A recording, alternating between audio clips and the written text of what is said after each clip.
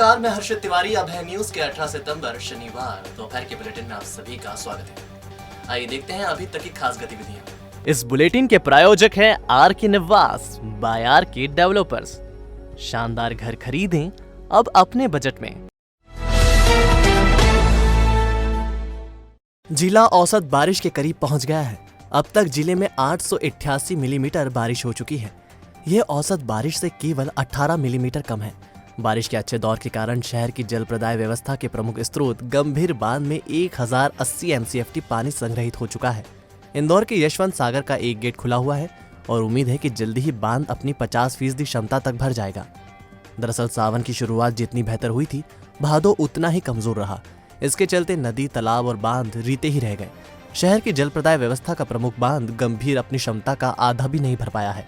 इसके चलते शहर के सामने जल संकट की स्थिति बनी हुई है। लेकिन पिछले 3 दिन से हो रही बारिश ने बांध में पानी की आवक बढ़ा दी है और शनिवार को बांध में 1080 MCFT पानी आ गया। बांध में पानी की आवक जारी है और उम्मीद की जा रही है कि यह जल्दी ही अपनी क्षमता का 50% भर जाएगा। बांध की क्षमता 2250 MCFT है। महाकाल मंदिर की दर्शन व्यवस्था में बदलाव से परेशान हो रहे नियमित दर्शनार्थियों ने शनिवार को झांझ मंजीरे बजाकर विरोध जताया। उन्होंने नियमित दर्शनार्थियों के लिए पृथक व्यवस्था की मांग की। इस दौरान दर्शनार्थियों ने रैली भी निकाली। दरअसल महाकाल मंदिर में प्रवेश अब हरसिद्धि चौराहा तरफ से दिया जा रहा है। 300 से ज्यादा दर्शनार्थी ऐसे हैं जो रोजाना महाकाल मंदिर दर्शन के लिए आते हैं। इन्हें भी लंबे रूट से ही दर्शन कराए जा रहे हैं। इससे यह नियमित दर्शनार्थी खासे परेशान हो रहे हैं। रोजाना हो रही समस्या से परेशान दर्शनार्थियों ने शनिवार को शहर कांग्रेस के कार्यकारी अध्यक्ष रवि राय के नेतृत्व में प्रदर्शन किया और ज्ञापन सौंपा। इसमें नियमित दर्शनार्थियों के लिए पृथक से दर्शन व्यवस्था करने की मांग की गई। हमारे श्रद्धालु यहाँ पर एकत्रित हुए और एक हमने ज्ञापन तैयार किया है और उस ज्ञापन में जिलाधीश महोदय उज्जैन से मांग की है कि जो दैनिक दर्शनार्थियों की जो व्यवस्था है उस व्यवस्था को सुनिश्चित करें, वरना हम सब लोग बिना भगवान महाकाल के दर्शन के ना तो अन्न जल ग्रहण करते ना ही किसी प्रकार के काम करते। इसलिए आपसे अनुरोध है, ऐसा अनुरोध करने आज भगवान श्री महाकाल सर को हम दरवाजे पे आए थे और प्रशासनिक अधिकारी को हमने ज्ञापन दिया है और उनके द्वारा आश्वस्त किया गया कि हम 1-2 दिन में इस व्यवस्था को ठीक करेंगे। अगर नहीं की जाती है तो वरना फिर नए प्रकार के नई बैठक करके भक्तों के साथ हम लोग फिर विचार विमर्श करेंगे। इंदौर के युवक ने वीडियो शूट करने के लिए रामघाट पर शिप्रा नदी में छलांग लगा दी। तैरना नहीं आने पर वह डूबने लगा तो वीडियो शूट कर रहे दोस्त ने तैराकों को बुलाया। आखिर युवक को नदी से निकाल लिया गया। दरअसल इंदौर का सूरज नामक युवक अपने दोस्त के साथ महाकाल दर्शन करने के लिए शुक्रवार को आया था। रात दर्शन करने के बाद वह दोस्त के साथ रामघाट क्षेत्र में घूम रहा था। इसी दौरान दोनों दोस्तों ने नदी में वीडियो शूट करने की योजना बनाई। तैरना आने के कारण सूरज का दोस्त तो नदी से बाहर आ गया, लेकिन सूरज ने जब छलांग लगाई तो वह डूबने लगा। ऐसे में दोस्तों ने तैराकों को बुलाया, वह नदी में उतरे और सूरज को निकाल लाए। सूरज ने हालांकि कैमरे पर इस बात से इनकार किया कि वह वीडियो शूट के लिए नदी में कूदा था। उज्जैन बेकरी व्यापारी एसोसिएशन के प्रतिनिधिमंडल ने शनिवार को एएसपी अमरिंदर सिंह से मुलाकात की और बेकरी को लेकर वायरल वीडियो की सत्यता का पता लगाने की मांग की। दरअसल 2 दिन पहले एक वीडियो वायरल हुआ है। बेकरी में शूट इस वीडियो में एक कारीगर टोस्ट पर पैर रखते एवं दूसरा टोस्ट को चाट कर पॉलीथिन में पैक कर रहा है। वीडियो वायरल होने के बाद लोग टोस्ट की खरीदी करने से बच रहे हैं। व्यापार प्रभावित होने से आशंकित बेकरी एसोसिएशन के पदाधिकारियों ने एएसपी से मुलाकात की और इस संबंध में आवश्यक कार्रवाई करने की मांग की। एसोसिएशन के शोएब मुजफ्फर हुसैन ने कहा कि वीडियो में हो रही हरकत अन्न का अपमान है। ऐसे लोगों पर कार्रवाई होनी चाहिए।